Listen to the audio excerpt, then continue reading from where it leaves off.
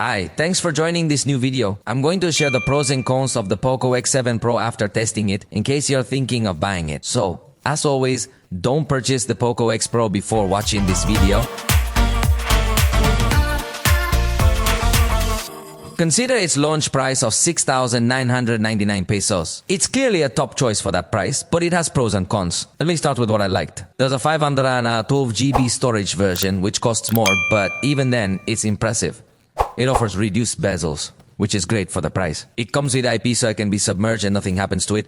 Although it is always necessary to clarify that it is in pure water, you are not putting it in the pool or in salt water so that it really has durability, it's water resistance.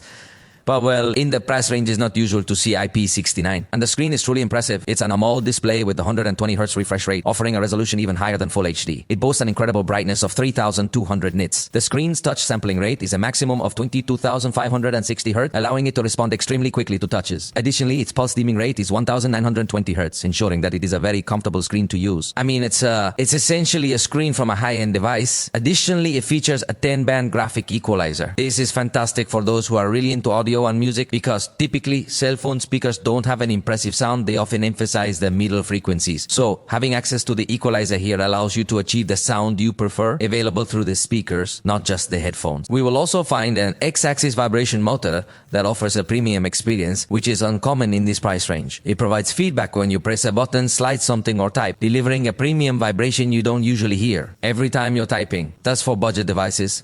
Most at this price range have a motor on the Y-axis, but this one is on the X-axis, which is well implemented and effective. Also, the camera responds quickly. The zoom quality is good for its category. It effectively uses the Sony IMX882 sensor in the main camera. So even without a telephoto lens, the zoom competes well, especially in its category. Even when you apply crop on the sensor, it still lets you take portrait shots with a 52mm perspective, just as if you had a telephoto 2X lens, which, considering the price, is really excellent. And to truly showcase its full power, take note that it is capable of shooting at up to 4K 60 frames per second, which is quite unimaginable for the price. In fact, you can also enjoy a slow motion mode that allows you to go up to 960 frames per second. It additionally comes with 3 years of software updates and 4 years of security patches.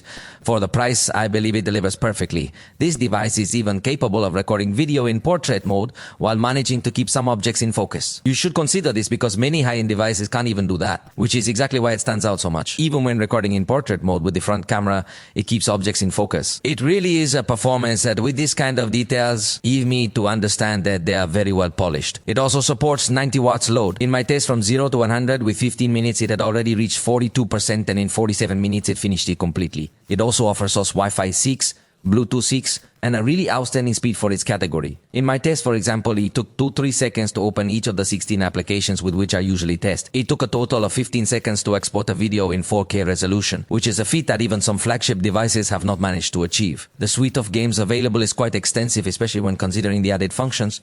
However, it's not as extensive as what we might find in other devices that are 100% dedicated to gaming. Interestingly, there's something curious here, because I often consider that this brand does focus a lot on gamers, yet their devices are not exactly characterized by being completely centered on gaming. For example, they don't include triggers, as emphasized that the suite has certain limitations. However, the overall gaming experience is excellent. In fact, when discussing gaming power, this is the best option you'll find at this price. It offers incredible power while still keeping a stable temperature. So far, everything is going to be wonderful about this device, but now let me tell you what I did not like. For starters, the distribution is only online. That almost always happens with devices that adjust their price a lot. You cannot find them in physical stores. Well, this, if you could get to find it in physical store Xiaomi. But if you are afraid to buy online and do not have a Xiaomi store near your home, well, it will be complicated to get it. Note that it does not bring headphone jack.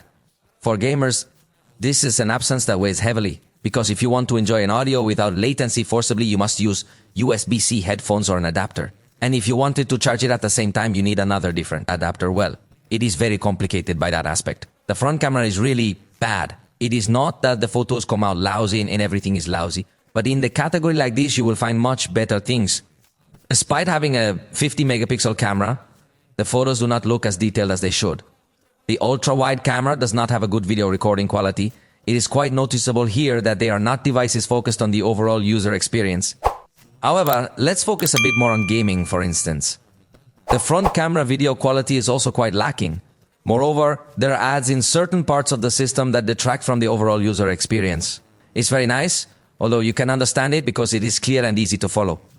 A device that aims to compete with a very low price point. However, I want to inform you so that you are aware of this.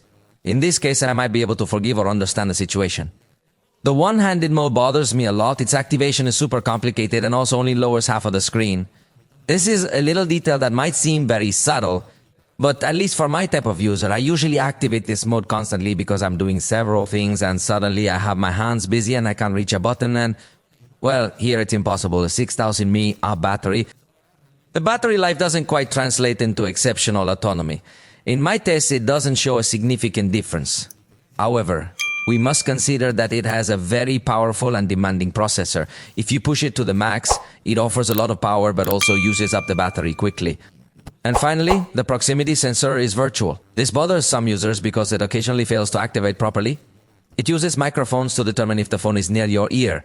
It's something to consider if you've already purchased it. Please share your thoughts in the comments. For now, we've reached the end of this video. I hope you enjoyed it. If you did, feel free to let us know and we'll see you next time.